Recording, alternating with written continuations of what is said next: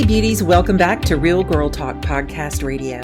I am your host, Sherry Ricard. I'm a medical professional, business leader, author, speaker, and adversity recovery expert, bringing you fascinating guests, business, beauty, and lifestyle tips to help you create a beautiful life, and always committed to keeping it real. Now let's dive in. Hello, beauties. It's Sherry, your host of Real Girl Talk, and I'm so glad to have you back listening to the podcast. Thank you for being here. I have a big announcement. Backed by popular demand is my 90-minute strategy coaching session to level up, find your calling, and expand by monetizing your passion and purpose. Jump over to realgirltalkpodcast.com, click private coaching tab, and let's get going. Time sensitive alert though, because I'm only taking a handful of clients until next year. Also, make sure you follow on social media and sign up on our mailing list. My guest today is brought back by popular demand. You remember Kaya Jones. She celebrated my 100th episode of Real Girl Talk by honoring me in being my guest. Kaya Jones is one of America's prominent female conservative voices, reaching millions across social media every day.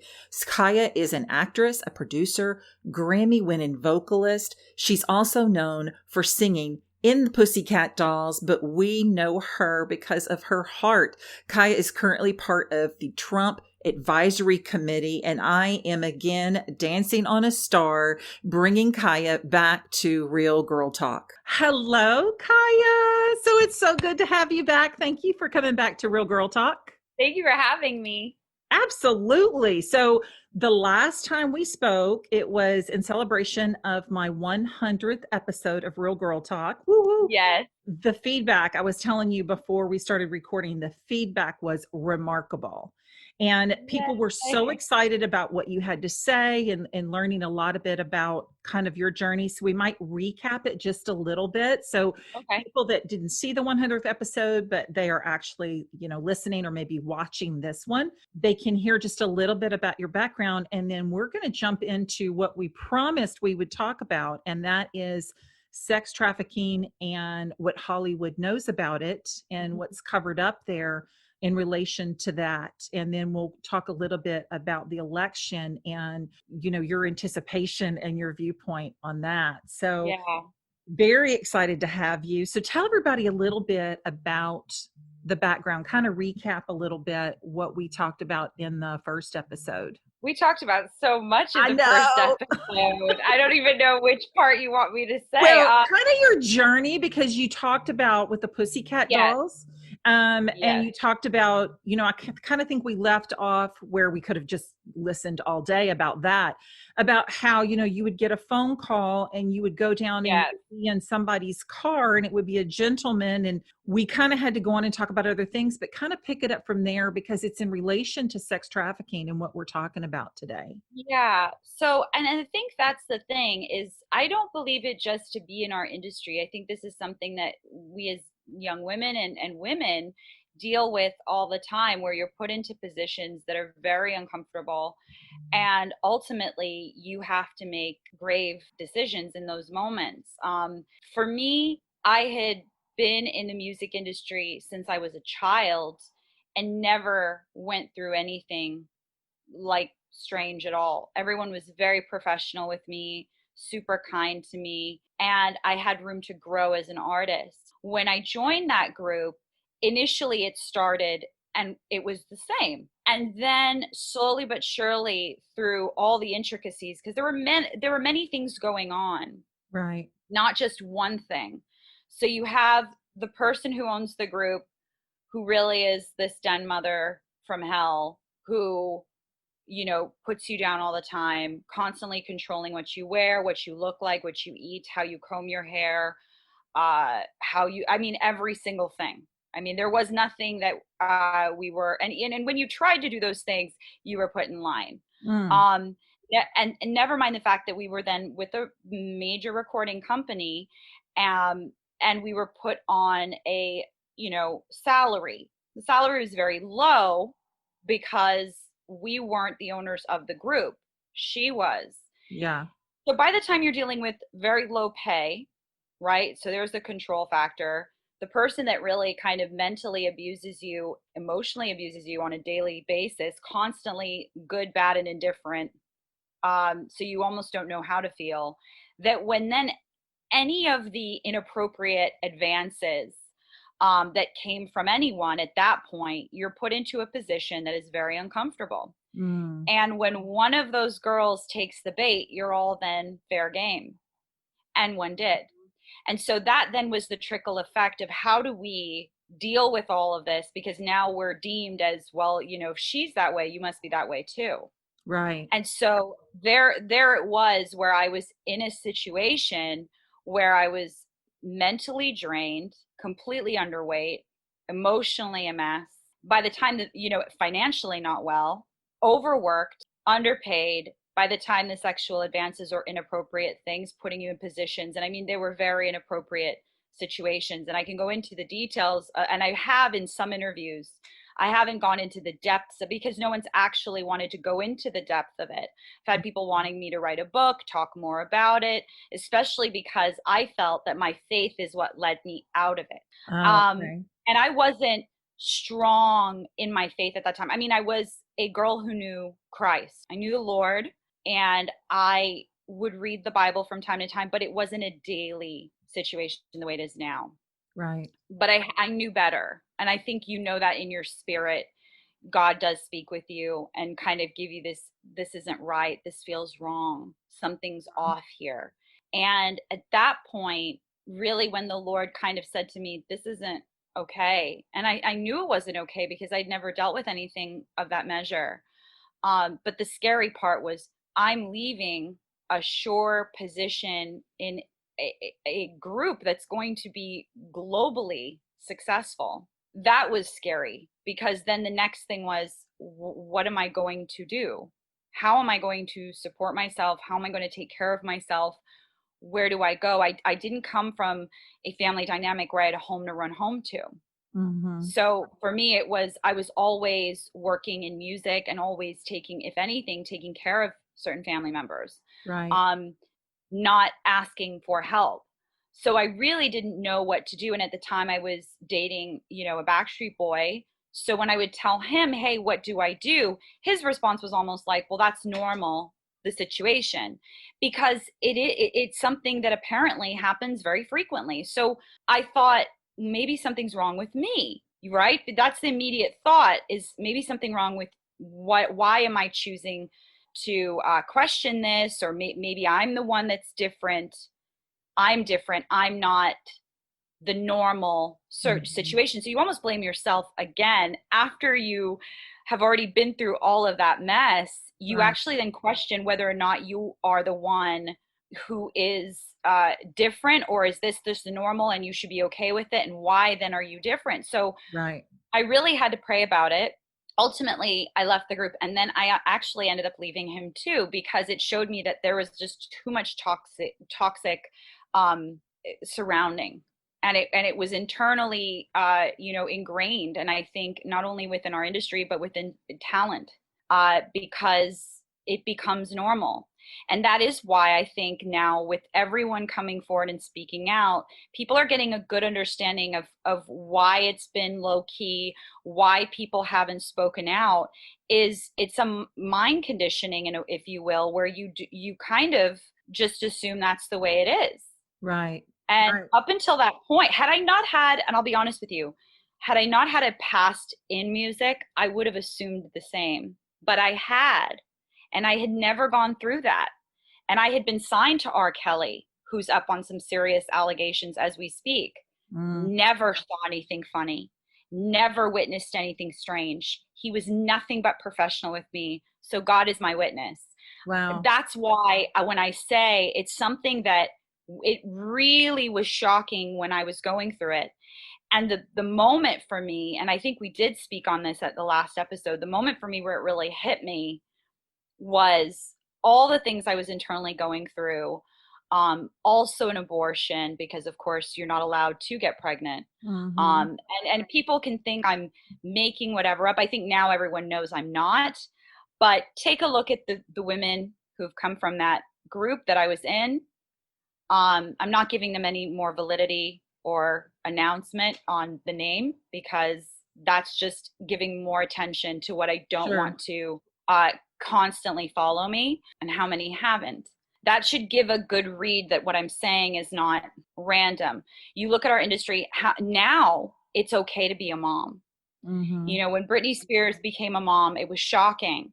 When Christina Aguilera became a mom, again, it was shocking. Even Jessica Alba went through that. Right. Even Gwen Stefani went through that. The shock value of, whoa, they're becoming a mother, because it is something in our industry that is looked down on. You Yeah. are to be a sex symbol. You are to be beautiful. You are to be skinny. You are always to be on point, and you're supposed to be desirable. And so, if you're married or having a child, that takes away the fantasy of what you're trying to project, right? So, Right. and the powers that be are aware of that. So it's something that is, you don't do it.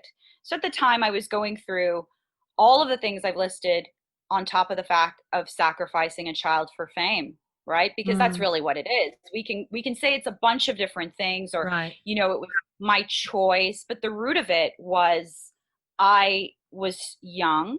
I didn't have the scope of understanding big picture. This is going to hurt you in a later time. You're really going to Mm-hmm. be beaten up about this. And so you just go, okay, and go along again with it. Maybe that counteracted with the other things is what really hit me at Divas Live, when I have two little girls in the front row looking at me, looking up to me, Yeah. and wanting to be what I was. And I could not. In that moment, I knew I cannot do this any longer. It sounds like a discernment with you too, because when you were Yeah, saying, had if it wasn't for R. Kelly, I don't know, and only it could have been some of what you knew before, but I believe as Christians, right.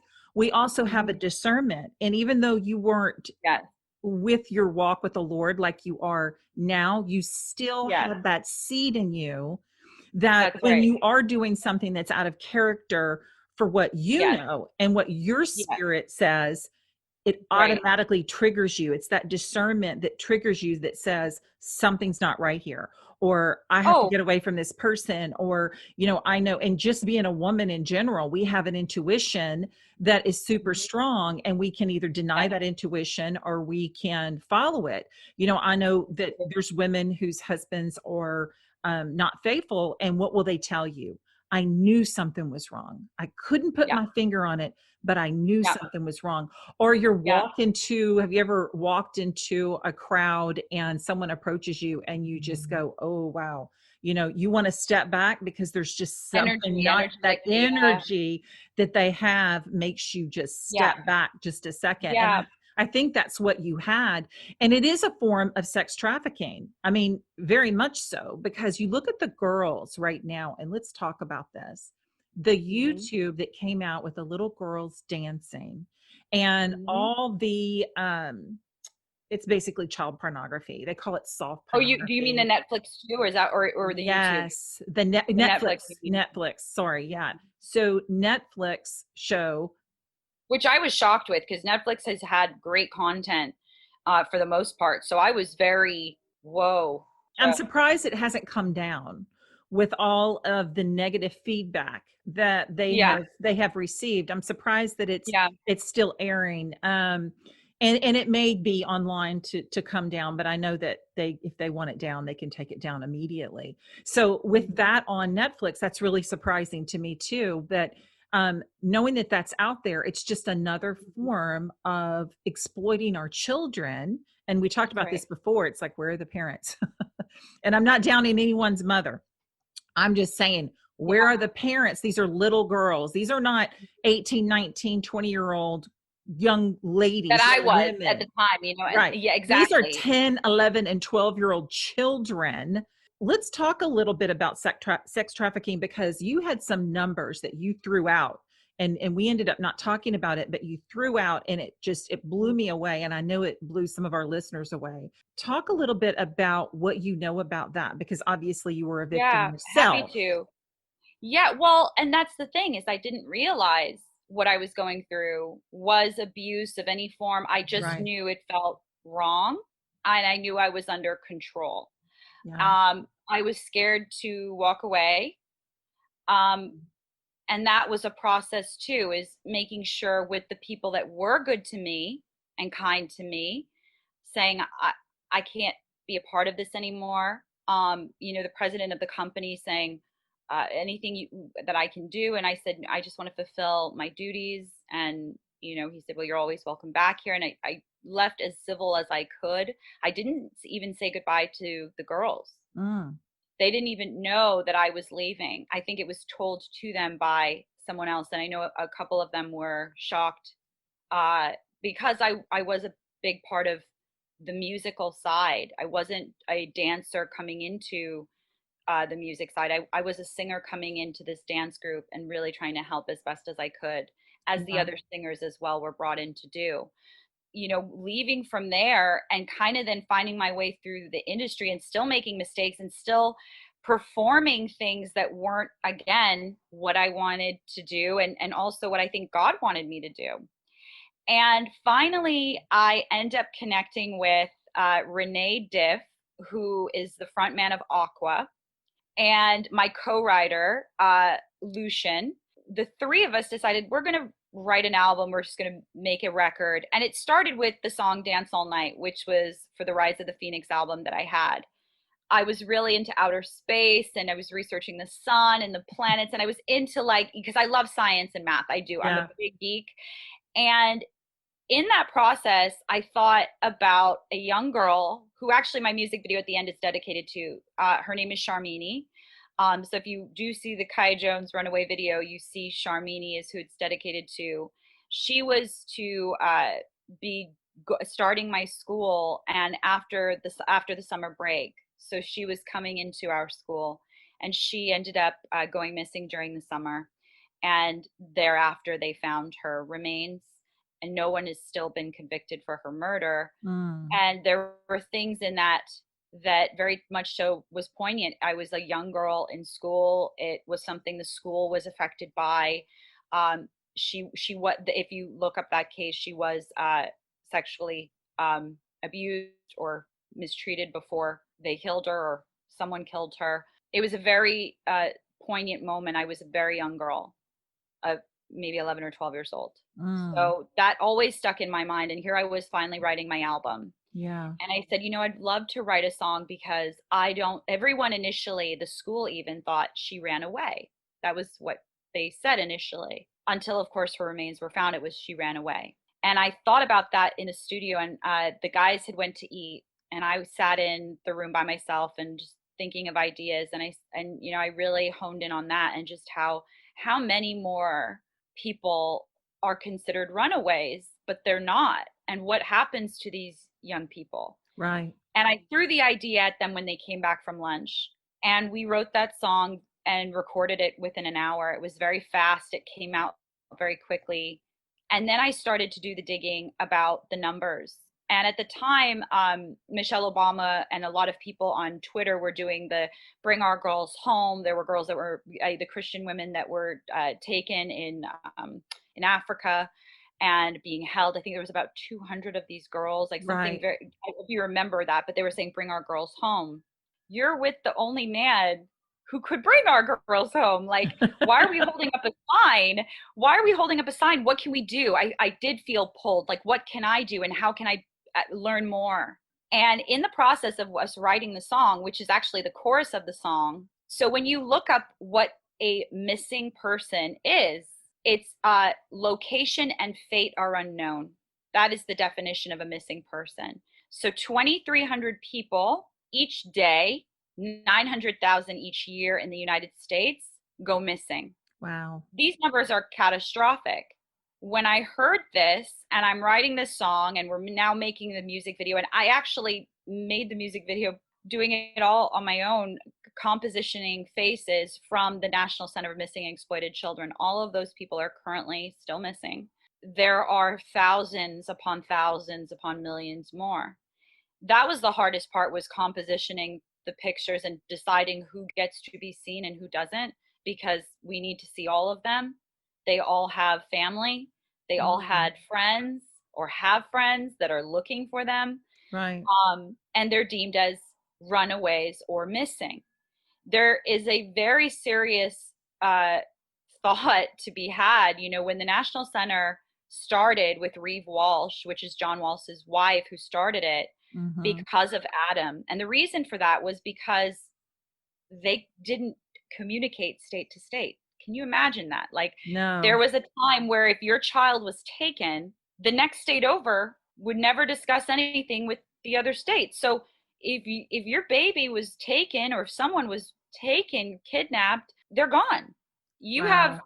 like, they're gone. And so it was so crucial when they created that organization, which actually partnered with the FBI to really map and find kids as best as they could.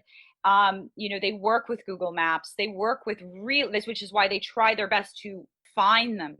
And it is so imperative that people know this. But when I did the video and I put it out, nobody really cared. Nobody wanted to talk about it. Again, this was in 2013. So 7 years ago, God's number being seven, but Yeah. nobody wanted to talk about it. And that was hard to swallow because I cared so much. And it was something that affected me as a kid, with someone who was coming to my school.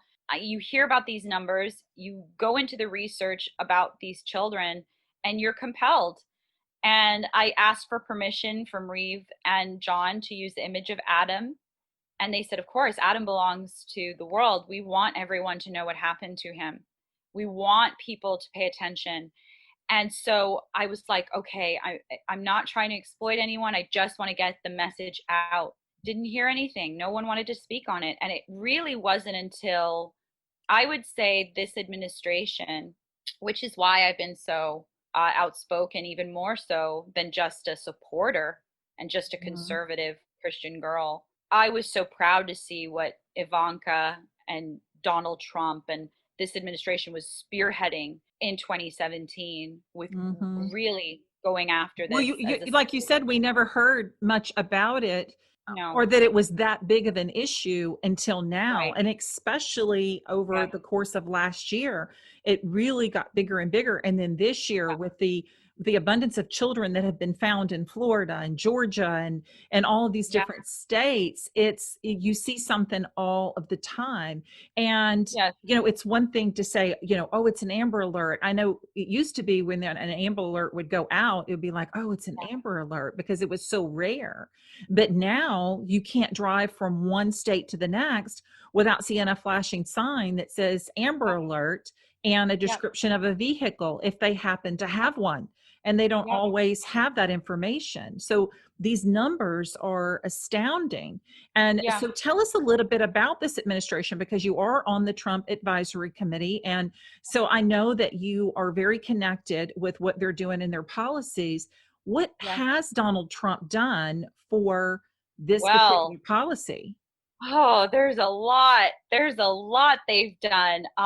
Everything from starting, and I believe that fund was 35 million that was initially put together for rehousing when they do find women Wow. and children, to get them acclimated back into Super safe. important. Yeah. Okay, so that was immediate.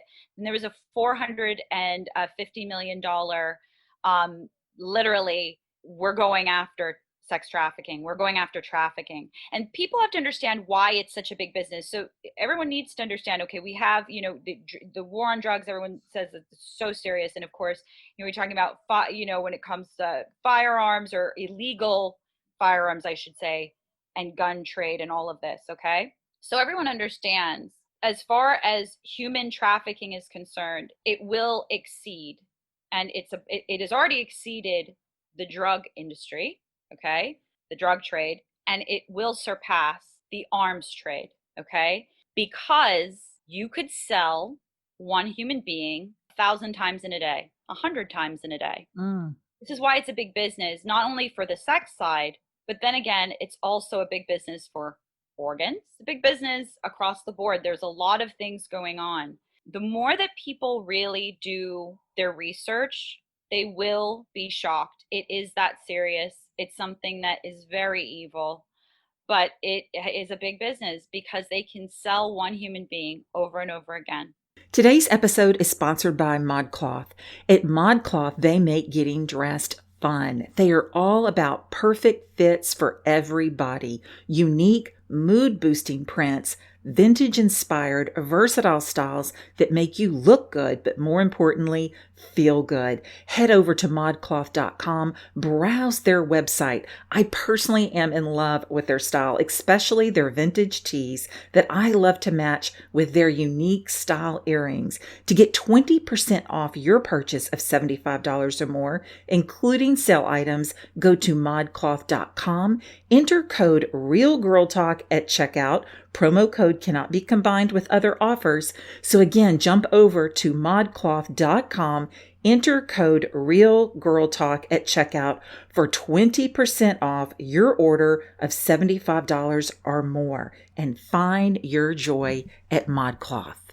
That's why it is something that I think a lot of people probably knew about but didn't want to shine too much of a light on because it would Mm-hmm. scare parents. It really would. But it should, because it is happening. Whether they want to talk about it or not, it is currently going on. The numbers in the United States are catastrophic. That's just the United States. That is not including any other countries. So Mm-hmm. when we talk about globally, currently, globally, there are over 40 million people that are enslaved throughout the world. Okay. So, and that's everything from labor to sex trafficking, organ harvesting, you name it. This is a serious thing. And I don't think people realize how bad it is, but I'm glad that now, because people are paying attention with this administration. And that's what it takes, Right. one person to really sound the alarm. I'm sure there were other presidents who have tried or have done things, but never to the degree this administration is sounding Right. the alarm. And that is a good thing, because if you're sounding the alarm that hard, we're going to get attention on it. And we are. And there's organizations people are hearing about, like Our Rescue, right? Which is Operation Underground Railroad. Tim Ballard is the head of that. Tim Ballard, who literally, I mean, from, being in the Homeland Security realm, CIA realm, to hunting predators. That is what he does. And they get people home, and they get Mm. people out of situations. And if you hear the stories, I mean, even, he has two adopted children that he rescued. It is such, and it's such a serious thing that's going on. But people like Tim, we need a million of Tims out Yeah. there doing this, really like incredible human beings, and has the knowledge of how to hunt bad guys, right? Right. Bad people. And I think, once speaking about what I went through with the group I was in, and then the industry then talking about, I had no idea the industry was going to speak about what was going on, but they Mm-hmm. all did. And I think that then led to, of course, a lot of women assessing and paying attention to, and maybe that shined a light for this administration to say, we really need to help. What's going on here? You're Yeah. talking about even different online pages where girls get into a situation, and before you know it, they, even girls that have been in the sex industry, have Right. now come forward and said, I think I was enslaved in some way. And so it's Mm-hmm. it's really important that we understand, you can come from, walking home and someone taking you, and you didn't know it was to occur, or someone offering you a job and you move, and the next thing you know, there is no job and you're enslaved, Right. to you're in the entertainment field, in the industry of sex, and you can be also taken and used, or misused, I should say, and in the entertainment industry as well. And I think the reason for that, and I do believe in our industry as entertainers, why I think it's gone on for so long is because it kind of had always had that stigma in our industry. I do believe you've had different women throughout history in film Mm. and in music speak of these things. But of course, they were silenced. We think Right. of, you know, how we sexualize Marilyn Monroe or Tippi Hedren or any of these women coming up along the way. And I remember very vividly Tippi Hedren speaking about how her director wanted to sleep with her. She said no, and he said, "You'd never work in this town again," and she Right. never did. And this was Mm. Hitchcock. Hitchcock had that kind of power. And, what's the difference between him and a Weinstein at this point? And Right. was Weinstein aware? My question really now is, on a psychological level, was he aware of really what he was doing was wrong, or he got away with it initially and then girls wanted fame, so they allowed it to occur, almost Hmm. like a transaction? It was normal, right? So it was something that Right, he practiced right, in that industry, and you can't right, tell me that he practiced solo and was the only one that practiced in that way, because right. to me, he probably, and I'm just speculating, in Mhm. a normal society, you surround yourself with people that are like you. So in his industry, were there more people like him that did the same practice to the point to where it created some type of normalcy in their world? Well, I think that's the thing is, I do believe that, yeah, I mean, the running joke always was, oh, there's a casting couch. I Right. never experienced it, and then I experienced it. But I remember, my father's side of the family being like, oh, you're singing and you be careful. They were always very aware of that. They Hmm. were. And I kind of was just like, oh, people say that, but I had never experienced it. And then I did. And I did the best I could to remove myself from that situation, Hmm. because it was many levels of control. If it was just about the music and the arguing as girls, that to me would have been a dream. That would have Right. been actually awesome. It was really hard to kind of go, I'm walking away from a $13 million record deal and a guaranteed success, because we are breaking through. We were rising, and very quickly when I jumped ship, I kind of was like, I'm getting off now, because this ship is going to sink and the circumference is going to take everything down with it. In my opinion, it just wasn't the way it should be. And little girls looking up to me, you're going to be used, abused, Hmm. mistreated, and ultimately you start to abuse yourself, whether it's sacrificing your child, whether it's not eating, whether it's using drugs, cutting yourself, or ultimately committing suicide, which one of the girls from the one of the groups that our founder created ultimately did. And I spoke about that in a Twitter, when I was tweeting about what I was talking about with what I endured, because I do believe in my heart that a young girl in that position, just like myself, she was the same age I was. You shouldn't want to harm yourself if you're okay. Hmm. But knowing what I went through in my spirit, as soon as I heard, my best friend, who's a production manager, called me and said, "Did you hear?" And I said, "I did." And he said, "Are you okay?" I think he also recognized that that would also affect me, even though I never knew that girl.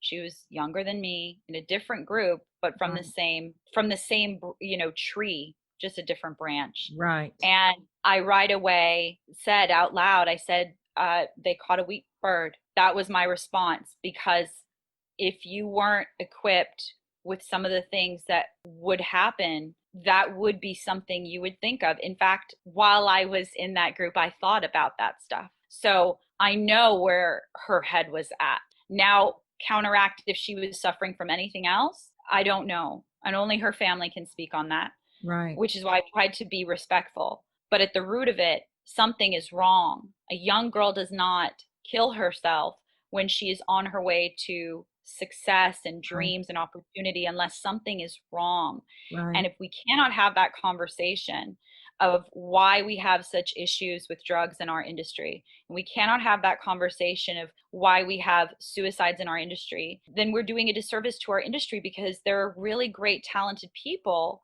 that feel they can't connect or speak, or that if they do, they'll lose everything. And so it's just easier to give up. Do you think that they tend to target those that come a home environment that is troublesome to begin with? I mean, Well, or not necessarily. I think, a friend long ago, she said this, and I actually do believe it to be true in some strange way. Not to say that if you come from wealth and a good family, you can't have incredible talent and drive. But there is something about, just like athletes, there is something about children that come from rough backgrounds or broken homes. We have a drive if we are focused, whether it's sports and you see them on the field, and not Mhm. all of them came from great homes. They came Right. from, inner cities, the hood, you name it. It's the Mhm. same thing in music. I feel like we're a bit more tormented because of our environment to want to really let it out. For me it was vocals, but for another individual it might be, running and throwing a ball.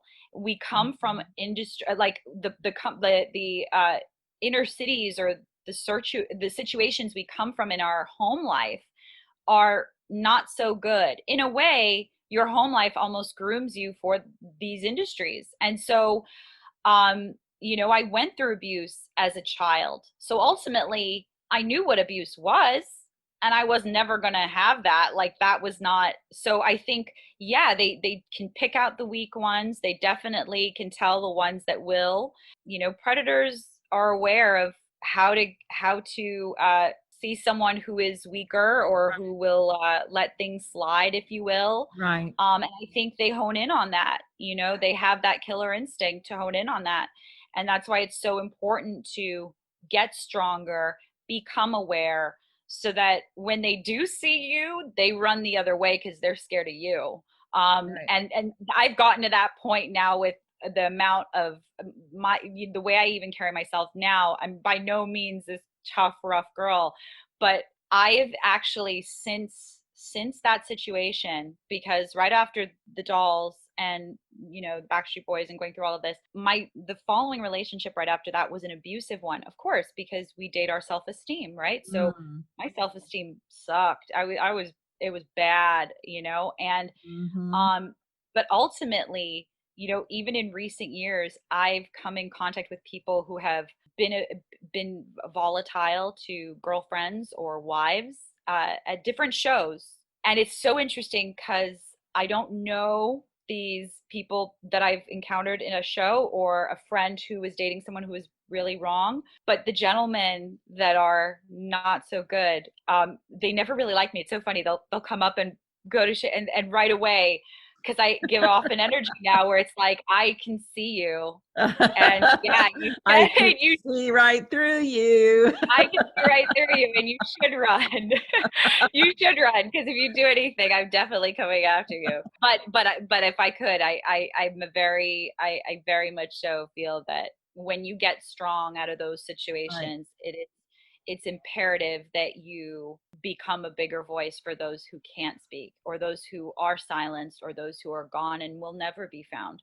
Um, Right. because if they were here, what would they be doing? Right. If they heard this. And so who decides that it's them and not me, or decides that? I know it isn't all God, because as much as I know God makes all the decisions, sometimes evil makes really crazy decisions, and then God's response, of course. And I think that's what we're seeing right now. I think God is really raining some serious glory on finding the children that are lost, or at Right. least getting their voices out, so that Right. you do have Right. a conscious thought of, this is happening, this is real. And you can go to the National Center of Missing and Exploited Children and see the current faces, and every day they update them, and they're millions. It's very sad. Well, and like you said, it's really important that people do stand Yeah. up and support. And you have Yeah. been a voice. And I really applaud you for that, because you've used your public persona to shed light, not just on our Lord, which is very important, but also what is important in society today. And that's our kids.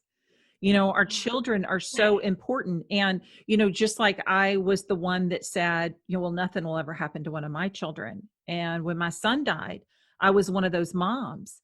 So you can also be that mom that Yeah. loses a child or has a child snatched. Don't ever say that that won't ever happen to you. Don't ever Yeah. say that won't happen in your family or to your neighbor or to your best friend's child, because it can. And there is something that we can all do. It's interesting. I was going to say, it's funny that you never connected government and policy with sex trafficking until now, because there's been so much created in policy to help actually fund and find these children. And I Yeah. was going to say too, we were talking about trafficking humans in labor. And a lot of people will say, well, Donald Trump wants to build this wall and he wants to keep, those out of our country, and we are America and we should welcome all. But what you don't see is when someone comes in here illegally, they Yeah. don't want to be deported back. So guess No, what they become? They that's become a right. victim of labor. And when you're a victim of labor, you're being paid poor wages and you're Right. being overly worked, overly Mhm. stressed. And Mhm. now yourself as a human, mind, body, and soul, is being subjected to someone Yeah. ready to exploit you. And that can be in the form of just pure labor, because you'll do whatever they say because you're illegal. If you were legal, they could go to the proper authorities if you're mistreated. That's right. They would have to pay you a certain wage if you were legal. But if you're illegal, you could possibly be, and the likely is very high, that you can be exploited, not just by sex, but by labor trade. That Mhm. it's not just about sex trafficking, that it can be human trafficking. Human Mhm. trafficking comes in all forms. And the Yep. policies that are being made today in government, what Donald Trump has done is astounding. And of course, a lot of people aren't going to give him credit where credit is due, and that's unfortunate. But then again, I think the devil comes to lie, kill, destroy, and pull the wool over a lot of people. And Right. that's just the way it is. But we as Christians have to be the person that unveils that come Exactly. to destroy and actually try to blind the people of the right ways to go. Oh yeah. So before we go, tell us a little bit about what you told us a little bit about the policy, but tell us a little bit about what you're doing on the advisory committee. What do you do on that committee, and what are your viewpoints on the election that are about to go down here very shortly? Oh, well, just to close actually on what you were saying about the border and labor, that's a big reason why border security is important, is also because of children that are coming through. It's not just about labor, it's also children that are being taken. It's many things that come through, and that's why border security is important. And of course, people at the time, I think they assumed, well, he must be a racist, or it must be, no, there is seriousness, and it is to protect both countries and both Right. people. But yes, so I am on the advisory board for Women for Trump, for the president. We are in a serious campaign time that we have virtually, I think we're at 21 days out, I believe. Well, by the Yeah. time this show airs, we'll be a lot closer than that. Okay, so we'll be 7 days out. Okay, we'll be a week out. But it's crunch time. So part of that, it basically, in a nutshell, is helping get people activated. Also, seeing things that could be helpful, suggesting things that could be helpful. I hope some of the things I've suggested have helped in some way. But I know there's many of us that come from all forms that try our hardest to get the messaging out of what is being accomplished, Right. whether it's in job numbers. We were at 3% unemployment before COVID, but he's doing wonders right now when it comes to the job stuff, because we just have Right. 4 million jobs added. It's like it's kicking in, so it's good. People are getting back to work and getting back on their feet, because that was, I think, everyone's biggest concern is what's going to happen if Right. we What now? Yeah. continue a lockdown, right? How are people going to take care of themselves? So mainly our goal is to get the messaging out, to be good supporters. Laura Trump is the head of Women for Trump. That's her jam, and she's worked so hard. So I was very honored to not only be asked to be a part of it, but also to be able to go to the White House, to be able to sit in front of the president and hear about all of the incredible things that he has accomplished, and thank him personally, and Ivanka personally, for what they're doing for trafficking, because that has been on my heart for a while. Yeah. So I've just been so proud of what they have done, and I don't think they get much credit, unfortunately. Right. It's definitely been a thankless job, in my opinion. That's my opinion. Yeah. Of how this family's been treated. What we are dealing with a crazy time in America. I don't think people have ever seen anything like this. There's definitely been always polarizing on one side and the other, but I don't think anyone has seen across the board.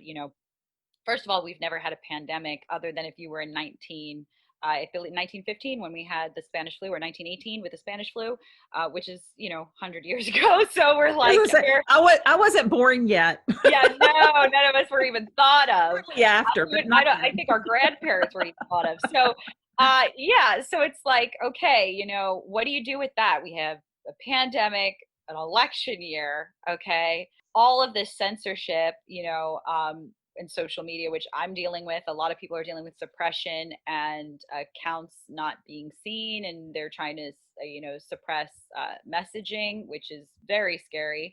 What I think is going on, I think people in a whole, the actor Devin Sawa yesterday was like, because I posted something and he's a Biden supporter. He was like, I just voted for, Biden, Harris. And I was like, and that's your constitutional right. That's okay. Like, Yeah. by the way, you're not demonized if you're voting the other direction. I just think that personally speaking, there's one that's ready and in there and doing a great job. Why confuse things?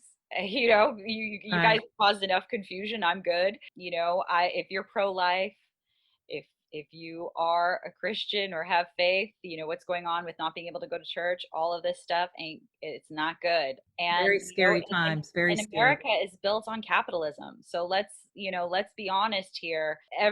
Anyone who is for that is not going to be okay with the tax stuff that's going on the other side of what they're suggesting. Right. And Right. and personally speaking, I really have to wonder, and I think that's where most people are trying to assess, because they're like with Biden and Harris, but like we can see where he is forgetting things and what have you, and he's really not on a strong campaign trail. Donald Trump is on the campaign trail, fighting COVID, talking, getting interviews done, still handling stuff. I mean, Right. the man stopped. So you have somebody who's actually in a campaign, and one that kind of does here and there, and he's forgetting things, and that's very scary. If so, then who is in control? Is it a Harris Biden? And I think that's what people Right. should cognizant of is Well, that really. she actually said it was. So Yes, she I know, I know. Yeah, she I said it know was a she Harris, did. and I think she caught herself. I mean, Yeah, I will say that she did. It was a Freudian slip. yeah. That she said the Harris Yeah. campaign along with Joe Biden, which I thought was hilarious. But yeah, Yeah. hopefully I can find a little way to enter before we air this. I could put a little clip in here of her Oh, yeah. actually A Harris administration together with Joe Biden. No, saying that. yeah, she said, yeah. No, I think he actually said it too. They both said it, and they're both reading off of it's a prompter, and that's really where we're at. You Right. got to weigh up. I don't think anyone, to be truthful, and if you are, then I don't know. If you're voting for someone's personality, I don't know anyone who's voting for personality. I know they're voting for I literally not only Right. ideas and thought of what you're going to try and do. You're voting for your moral compass. You're voting for your values.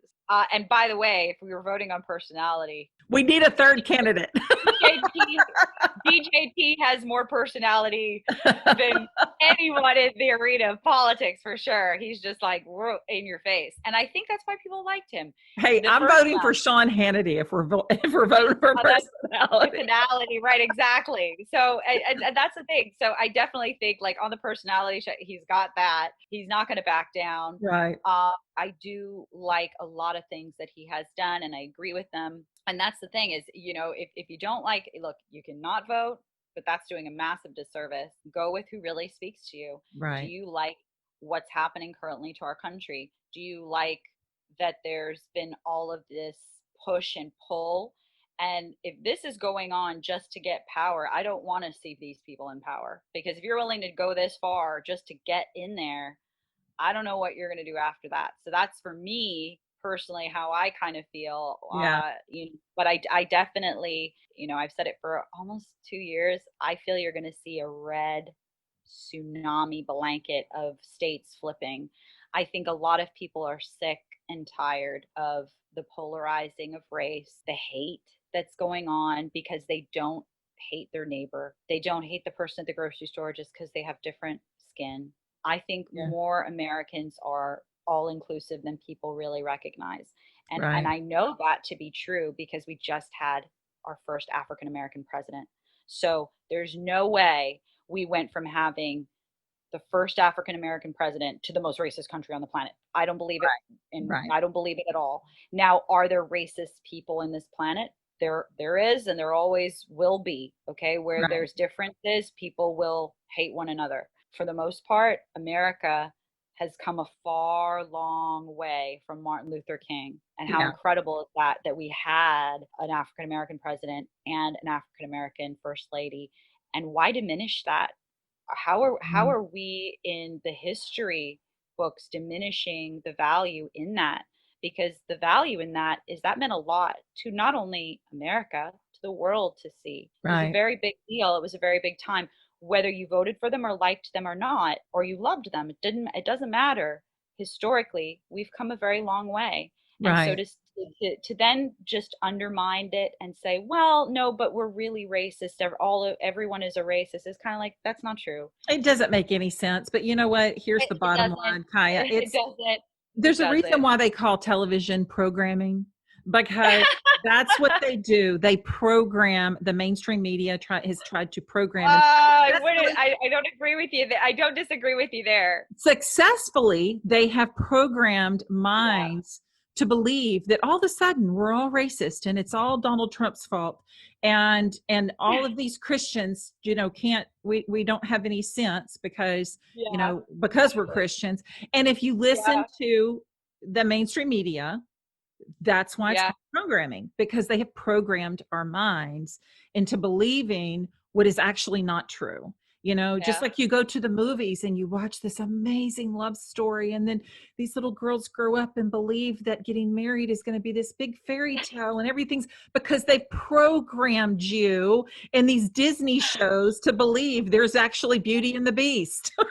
you know? Oh, well, sometimes listen, even that, even the most good peaks and good valleys. But Yeah, yeah, our country, I think, is the best country on the planet. And the absolutely. freedoms we have here, when you really think you don't have freedom, I've spoke out in China, in Hong Kong, India, multiple cities in India, over 5 different cities, Bangalore, Pune, Hyderabad, Delhi, speaking on LGBT rights as a Christian, okay, that all human beings don't, I mean, there are countries that will arrest you and stone you to death or put you to death. It is a Sure. serious crime.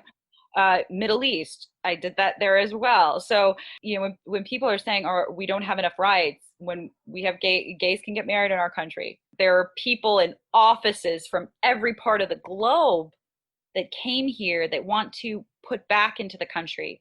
Right. And it doesn't matter your religion, your color, your creed, anything. For us to really kind of take a back seat and go, well, we're really bad. We haven't come, a far cry is not fair and not correct. And Americans are really good individuals and we're fighters, but we are freedom fighters. And so Right. that's why people are seeing this globally, watching what's happening to America, is because America's like, we're kind of getting a little like, that ain't happening. They're probably thinking, well, I Yeah, don't want to go there. yeah, but you know what? That's what fighting for freedom's for, and that's Right. why we debate. That's why we try. We try our hardest to be better, to do better, and every office swings the pendulum a little bit one way and a little bit another. That is what it is. Right. The Obama administration swung us this way, Trump swinging us a little this way. Right. Listen, slowly through time, we find a swing of things. So it is what it is. We got to keep moving, but we all can do something in our community or in our family that will change the world, right? So Absolutely. Yeah. Yeah. Most it's definitely. up to all of us, All of us. or girl who becomes president. Yeah. That's right. That's right. Well, I love you and I could talk to you I all love day. you And, too. it's really funny. We'll tell everybody that the last time we recorded our episode, Kaya and I stayed on for 2.5 hours. Can you imagine girls talking on the phone for two and a half So hours? much fun. It was great. And it was literally like we can see each other. So it was like FaceTime. Yeah, It was like the longest the girls' lunch ever. On I top of the know. recording. It was Awesome though. it was wonderful. I talked about it for days. So I love you and I appreciate Thank you and you. everything that you're doing. Tell everybody where we can find you. Oh, at Kaya Jones on Instagram and Twitter. And my Facebook is Kaya's Music. And it's the same for my YouTube. Just Kaya Jones. Love you, girl. Love you. Love you. Bye. Thank you for tuning in all the way through Real Girl Talk. Make sure you subscribe anywhere you listen to podcasts. And if you happen to have iTunes, would you do me a huge favor and leave us a rating and review of the show? That's the way that we get this message out to more and more people around the world. And selfishly giving us a review and rating, something good is going to come back your way. Plus, I know you're the type of person that wants others to live their best lives. So can you copy this link, share it to your friends, share it on social media? Remember, people need to be inspired. They need to have tips. They need to have business ideas more than ever right now. And I know that you can help me on this mission. Thank you again so much. If you want to be a supporter of the show, go back to realgirltalkpodcast.com, click Be a Supporter. Thank you again from the bottom of my heart for being a part of Real Girl Talk Podcast. And until next week, keep your encouragement tank full, your faith in God, and create your beautiful life.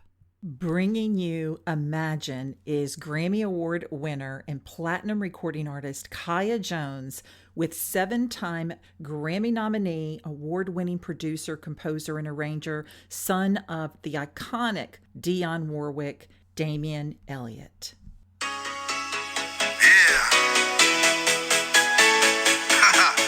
It's no man, it's symbolic about a boy. And I stand here in the presence of my Lord Jesus Christ, my Savior.